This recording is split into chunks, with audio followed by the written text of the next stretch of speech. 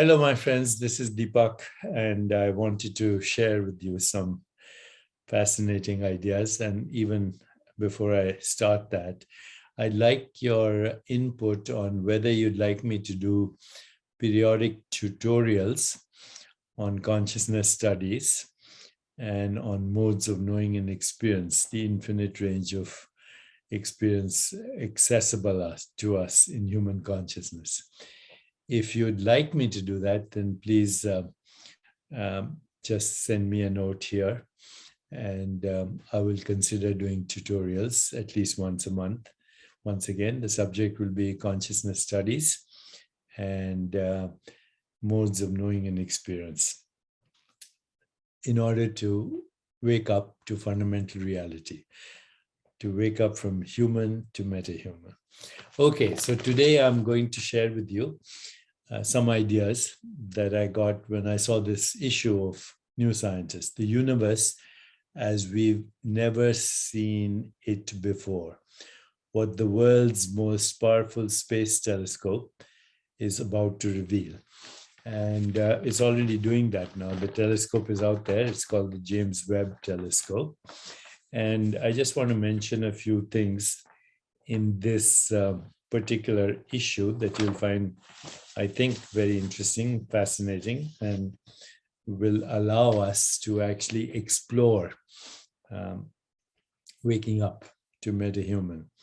So first of all, there's an article here by a very interesting astronomer by the name of Chanda Prasad Weinstein. She's an assistant professor of physics and astronomy and a core faculty member in women's studies at the University of New Hampshire. Her research in theoretical physics focuses on cosmology, neutron stars, particles, and particles beyond the standard model. What I found very interesting here is she trusts her mathematical intuition, and that's because she's a theoretical physicist, and she explains things with very good metaphors. But what she is also saying is that her way of thinking allows scientists to describe both general relativity and other theories, which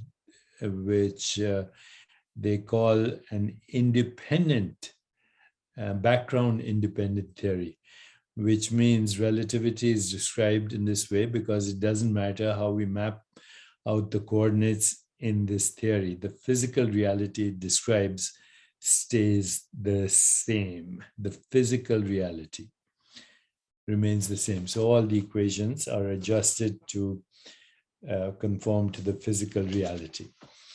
Of course, my belief is there's no physical reality. What we call physical reality is a human name for modes of knowing and experience and awareness, and physical is perceptual activity, a changing perceptual activity in human consciousness, and its interpretation is a changing cognitive ability in human consciousness. I hope to interview Chanda one of these days on the Chopra well, if she agrees. But right next to that article is this thing, it says, know your brain, okay? Which means that you need a brain to know this latest understanding of cosmology, to understand these pictures that are coming from outer space. And that's all that's coming, by the way, pictures. But even these pictures are actually created to conform to our notion of what physical reality is. So all we are getting here is actually electromagnetic information in the form of radiation, photons, electromagnetic activity. And then we are converting that into pictures that would appear as such in human consciousness. So the pictures are not exactly what we're getting. What we're getting is information in the form of photons, which are, of course, invisible. And then we are converting them into, through technology, into modes of knowing and experience that appear as these pictures of the universe out there. Okay.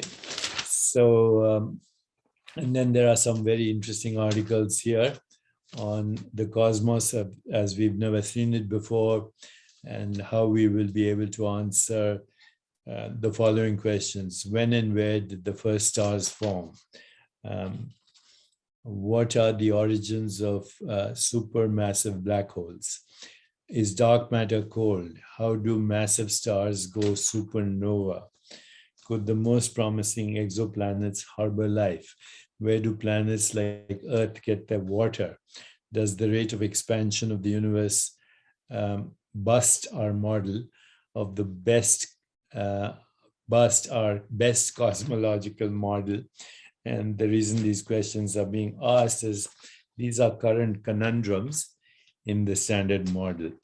So let me tell you what the conundrums are, but this is an interesting modeling of what would be called human experience and human consciousness. But before we go there, let me address the current issues that are confounding theoretical physics and cosmology. The first is that there's no known cause for the Big Bang. The second is we do not have any laws of physics in what is called Planck time, 10 to the power or up until 10 to the power of minus 33 seconds or something. Another conundrum is the precision of what is called cosmic inflation, when the universe tripled in size from the size of a dot, a period at the end of a sentence, to a grapefruit. Tripled in size every trillionth of a trillionth second, and then slowed down. And with that precision of cosmic inflation, we now have a universe that extends to the cosmic horizon, which is about 47 billion light years away from us. So why was that so mathematically fine-tuned? The third or fourth or fifth conundrum is, why is the universe fine-tuned for life and mind as we know it, as humans know it? Then there are other conundrums. The visible universe, which is 2 trillion galaxies, is less than 0.01% of what is known to exist out there. 0.01%. Dark energy and dark matter, of which we have no idea because they're not atomic entities.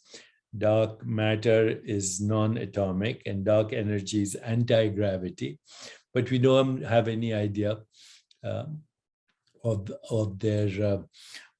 their nature. And that's about 97% of the universe. Of the remaining 3%, most of it, 99.999%, is invisible interstellar dust. So we're left with 0.01% of the universe, and that's atomic, but atoms are made of particles, and particles have a dual nature when not being observed. They morph, or you say evolve, into waves of probability in mathematical space with no location in space-time. So lots of conundrums in the standard model, which can't be answered. So here's one thing that is becoming clear to some people, and I'm drawing inspiration from John Wheeler, an eminent theoretical physicist, cosmologist, brilliant colleague of Albert Einstein, who claimed that there is no universe out there. His famous phrase, for which he's quoted, is, "There's no out there out there." And another expression he used was, the boundary of a boundary is boundless. That there is no such thing as a boundary of a boundary having a boundary.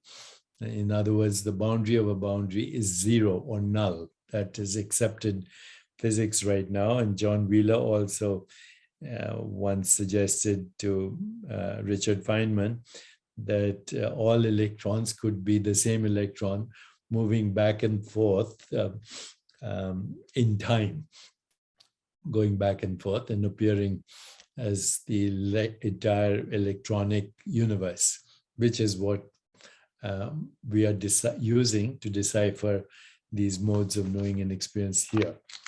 So I would now suggest to you that this universe that scientists are talking about, discovering it through the new James Webb telescope, is not out there. It is conceived, constructed, governed, and comes into existence in human consciousness, only in human consciousness, not in the sphere of experience of other sentient beings. And I'm beginning to realize that sentient beings, or what we call biological organisms, are just instruments for modes of knowing and experience, a diverse range of instruments. All biological organisms are actually, we could just say, sensors or modes of knowing and experience.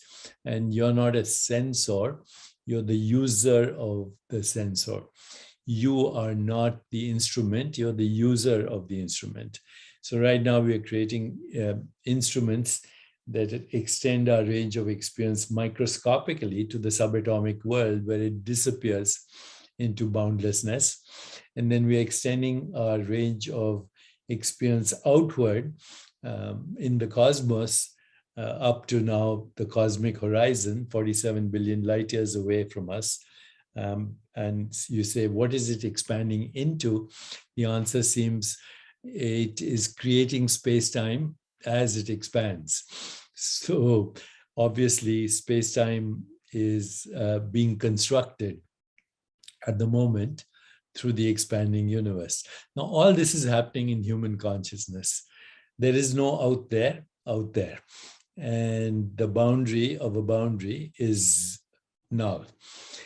In other words, you and I have conceived, constructed, and governed the human universe that we now inhabit as these provisional entities that we call biological organisms, assumed provisional changing entities, experiencing a changing universal,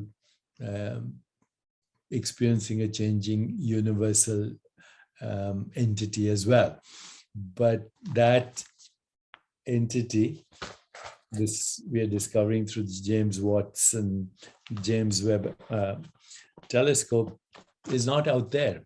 It's constructed in here. The instruments only extend our range of experience from microscopic to